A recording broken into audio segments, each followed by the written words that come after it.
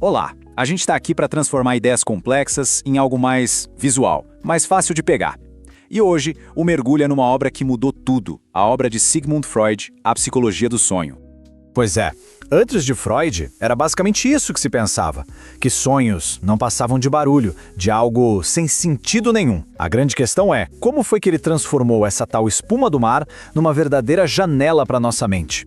Então, o cenário era esse, sabe? Uma divisão total. De um lado, a ciência, que olhava para os sonhos e dizia, isso é só o cérebro trabalhando à toa. Do outro, a crença popular, tratando tudo como uma profecia, uma coisa mística. No meio disso tudo, ninguém levava a sério a possibilidade de estudar os sonhos psicologicamente. Aí chega Freud, e ele vem com uma pergunta que muda o jogo. E se os sonhos não forem só esse ruído todo? E se eles forem, na verdade, pistas? Pistas valiosas sobre como a nossa mente realmente funciona. Para investigar isso, ele criou o método dele, a psicanálise.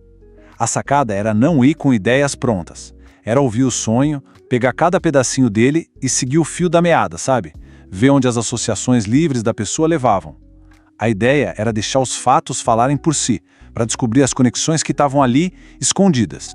E olha, esse método, essa forma rigorosa de investigar, levou ele a 5 revelações. E não é exagero dizer que elas viraram de cabeça para baixo o jeito como a gente entende a mente humana. Vamos dar uma olhada em cada uma delas. Primeiro de tudo, o sonho não é uma viagem para outro planeta. Não. Ele está sempre, de alguma forma, amarrado na nossa vida real. Sabe? Conectado com detalhes, com coisinhas que aconteceram no dia a dia. A segunda revelação, e essa aqui, olha, é o coração da teoria.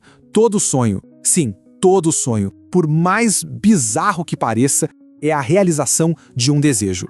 Pode ser um desejo que a gente sabe que tem, ou, o que é mais interessante, um que está tão escondido que nem a gente mesmo sabe.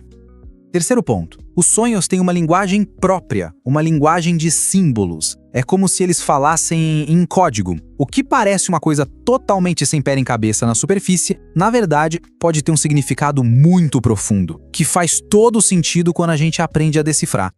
Agora, a quarta, que na época, e até hoje, causa bastante polêmica. Freud aponta que os desejos sexuais, aqueles que muitas vezes a gente reprime e joga para debaixo do tapete, eles têm um papel gigante na nossa vida inconsciente. E claro, eles dão as caras o tempo todo nos nossos sonhos.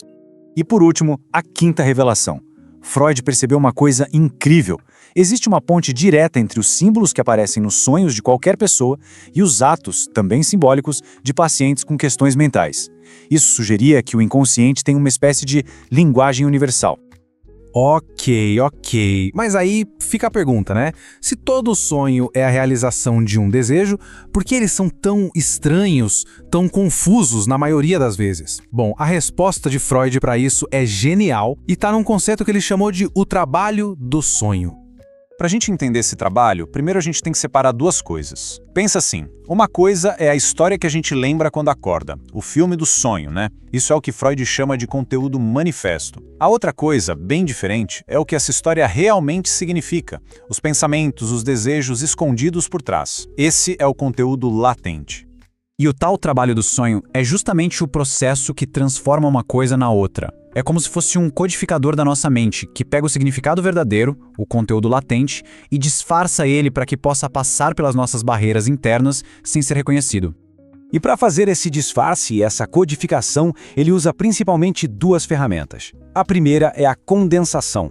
Imagina pegar várias ideias, várias pessoas, vários sentimentos e exprimir tudo numa imagem só. A segunda ferramenta é o deslocamento. Aqui, a emoção que deveria estar numa coisa importante do sonho é transferida para algo bobo, sem importância nenhuma. É um jeito perfeito de despistar, de tirar o foco do que realmente importa. Mas por que tanto trabalho para disfarçar tudo? A resposta está numa figura que Freud chamou de sensor. Pensa nesse sensor como um segurança, um porteiro bem rigoroso da nossa consciência. Ele está lá para barrar qualquer desejo ou pensamento que seja inaceitável, perturbador. A única forma de uma dessas ideias proibidas entrar no sonho é se ela estiver muito bem disfarçada. Então, vamos juntar as peças do quebra-cabeça. A gente tem um desejo escondido, o conteúdo latente. A gente tem um mecanismo de disfarce, o trabalho do sonho. E a gente tem um porteiro, o sensor. Quando a gente junta tudo isso, chegamos na ideia central de Freud. E a prova mais simples e direta disso, segundo o próprio Freud, está nos sonhos das crianças. É super claro. Pensa numa criança que passou o dia querendo comer morango, mas não pôde. O que ela sonha à noite? Que está comendo uma montanha de morangos. É isso, a realização de um desejo, sem disfarce, sem complicação. Com os adultos, a lógica é exatamente a mesma. A grande diferença é que os nossos desejos são, bem, mais complicados, né? E muitas vezes são reprimidos. Por isso, a realização do desejo no nosso sonho precisa vir mascarada. A fórmula é a mesma, só que com uma camada de disfarce. E entender isso tudo levou Freud a uma conclusão que na época foi uma verdadeira bomba. Ele simplesmente inverteu a lógica do que se pensava sobre a função dos sonhos.